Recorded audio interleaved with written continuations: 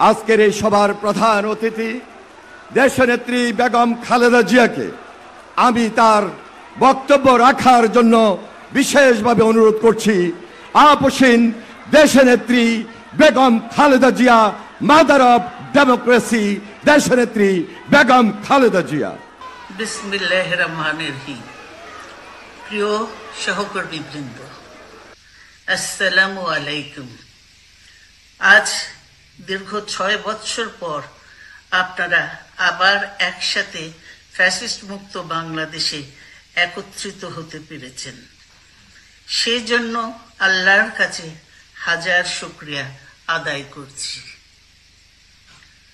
দীর্ঘ ফ্যাসিবাদী বিরোধী সংগ্রামে যারা শহীদ হয়েছেন এবং সম্প্রতি জুলাই আগস্টের ফ্যাসিবাদী শাসকদের নির্মম ভয়াবহ দমন নীতির কারণে গণহত্যায় যারা শহীদ হয়েছেন তাদের প্রতি আমি শ্রদ্ধা জানাচ্ছি। যারা আহত হয়েছেন তাদের প্রতি জানাচ্ছি আন্তরিক সমবেদনা। আমি চিকিৎসার কারণে যুক্তরাজ্যে অবস্থান করলেও আমি সব সময় আপনাদের পাশেই আছি। দীর্ঘ 15 বছর গণতন্ত্রের জন্য, আমার মুক্তির জন্য আপনারা যে নিরন্তর সংগ্রাম করেছেন এবং আমাদের অসংখ্য সহকর্মী প্রাণ দিয়েছেন, জুলুম নির্যাতনের শিকার হয়েছেন এবং প্রায় 1.25 লক্ষ মিথ্যা মামলায় জর্জরিত হয়েছে, এখন আদালতের বারান্দায় ন্যায় বিচারের জন্য ঘুরে বেড়াচ্ছেন। আপনাদের এ ত্যাগ শুধু দল নয়, জাতি চিরকাল স্মরণ রাখবে। দেশ আজ এক সংকটময় সময় অতিক্রম করছে। আপনাদের এবং ছাত্রদের সমন্বিত আন্দোলনের ফলে ফ্যাসিস্ট শাসকেরা বিদায় নিয়েছে। একটা অন্তর্বর্তীকালীন সরকার গঠিত হয়েছে। তাদের কাছে জনগণের প্রত্যাশা, রাষ্ট্র মেরামতের ন্যূনতম সংস্কার দ্রুত সম্পন্ন করে গণতান্ত্রিক ব্যবস্থায় ফিরে যাওয়ার জন্য সকলের কাছে গ্রহণযোগ্য একটি নির্বাচন অনুষ্ঠান সম্পন্ন করা। আমার অবর্তমানে দলের ভারপ্রাপ্ত চেয়ারম্যান, সিনিয়র নেতৃবৃন্দ এবং আপনাদের সকলকে সাথে সঙ্গে নিয়ে নিরন্তর কাজ করে দলকে সুসংহত করেছেন। আমি আপনাদের ধন্যবাদ জানাচ্ছি। দেশ জুড়ে তোলপাড় ওয়ালজ এন্ড ফ্রিজ কিনে আপনিও হয়ে যেতে পারেন মিলেনিয়ার।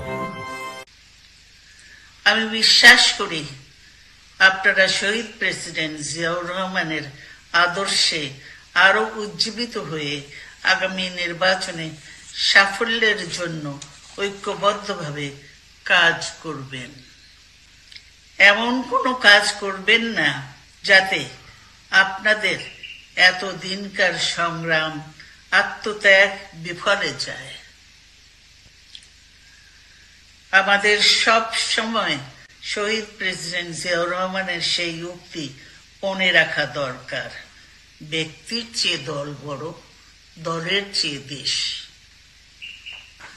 বাংলাদেশের সর্বস্তরের মানুষ, বিশেষ করে তরুণ সমাজ আজ এক ইতিবাচক গণতান্ত্রিক পরিবর্তনের জন্য উন্মুখ হয়ে আছে।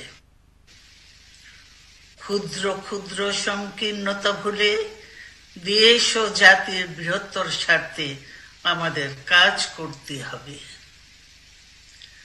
এখনো ফ্যাসিস্টদের দোসররা এবং বাংলাদেশের শত্রুরা গণ অভ্যুত্থানের মাধ্যমে প্রাপ্ত অর্জনকে নস্যাৎ করার জন্য গভীর চক্রান্তে লিপ্ত রয়েছে। ইস্পাত কঠিন ঐক্যের মাধ্যমে জনগণকে সঙ্গে নিয়ে এবং চক্রান্তকে ব্যর্থ করে দিতে হবে।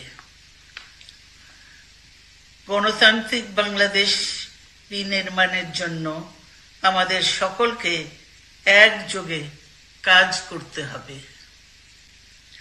আসুন আমরা আগামী দিনগুলোতে শহীদ জিয়াউর রহমানের স্বপ্নের আধুনিক, সমৃদ্ধ ও গণতান্ত্রিক বাংলাদেশ বিনির্মাণের জন্য আমাদের সর্বশক্তি নিয়োগ করি এবং এত ত্যাগের বিনিময়ে প্রাপ্ত এ অর্জনকে সুসংগত এবং ঐক্যকে আরো বেগবান করি। আমি যুক্তরাজ্য থেকে অসুস্থ অবস্থায় আপনাদের আহ্বান জানাতে চাই, আসুন জনগণকে সম্পৃক্ত করে বাংলাদেশ জাতীয়তাবাদী দলকে পূর্বের ন্যায় আন্দোলন, সংগ্রাম ও রাষ্ট্র পরিচালনায় নেতৃত্ব প্রদানে আরো ঐক্যবদ্ধ এবং সুসংগতভাবে গড়ে তুলি। আপনাদের মাধ্যমে ছাত্র, যুবক সহ দেশবাসীর কাছে আহ্বান রাখতে চাই, আসুন প্রতিহিংসা, প্রতিশোধ নয়, পারস্পরিক ভালোবাসা ও ভ্রাতৃত্বের মাধ্যমে আমরা সকলে মিলে আমাদের প্রিয় মাতৃভূমিকে, বাংলাদেশকে সত্যিকার অর্থেই একটি বাসযোগ্য, উন্নত ও গণতান্ত্রিক রাষ্ট্রে পরিণত করি। আল্লাহ হাফেজ। বাংলাদেশ জিন্দাবাদ।